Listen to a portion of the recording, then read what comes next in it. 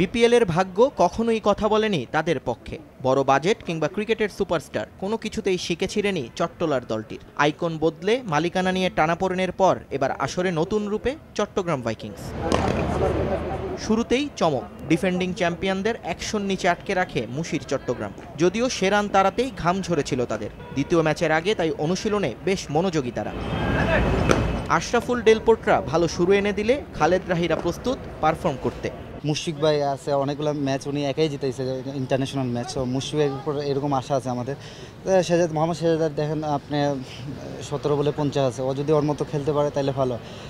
সিকান্দার রাজা অলসো একটা ভালো ব্যাটসম্যান, ও মানে অনেক এক্সপিরিয়েন্স প্লেয়ার। সো ওনারা যদি ভালো কিছু করে তাহলে অবশ্যই আমরা একটা বড় স্কোর করতে পারবো। লাস্ট 2 বছর ধরেই চিটাং নিচের দিকে ছিল। সো এবার আমাদের আশা যেন আমরা ফাইনালটা খেলতে পারি। অন্যদিকে প্রথম ম্যাচটায় ছোটখাটো কিছু ভুলে হেরে গিয়েছিল সিলেট সিক্সার্স। ব্যাটসম্যানরা স্কোরবোর্ডে লড়াই করার পুঁজি না এনে দিলেও চেষ্টা করেছিলেন তাসকিন আলামিনরা।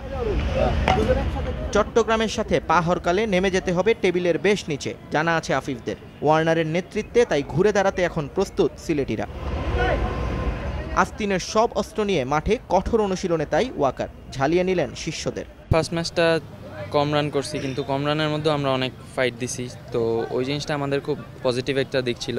তো ওই জিনিসটাকে কাজে লাগিয়ে সামনের ম্যাচগুলিতে আরও ভালো যাতে আমরা খেলতে পারি, তো এইভাবে আগানোর প্ল্যান আমাদের।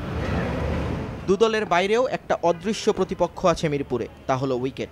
দিনের শুরুর ম্যাচে রান উঠছে না খুব একটা, সে ধারা বদলাতে এখন বদ্ধপরিকর দুদলই। যেহেতু ফার্স্ট ম্যাচ ছিল, ফার্স্ট উইকেট ছিল, হয়তো বা ওই জন্যই রানটা উঠে নাই। আর পরে কথা হলো সেকেন্ড ম্যাচে কিন্তু ওই দিনের সেকেন্ড ম্যাচে কিন্তু 180 মতো হয়েছে। যখন ব্যাটিংয়ে নামবো টিমের সিচুয়েশন অনুযায়ী, তখন সিচুয়েশন অনুযায়ী ব্যাটিং করা, টিমকে ভালো কিছু দেওয়ার, বোলিং ফিল্ডিং এটা তো আছে।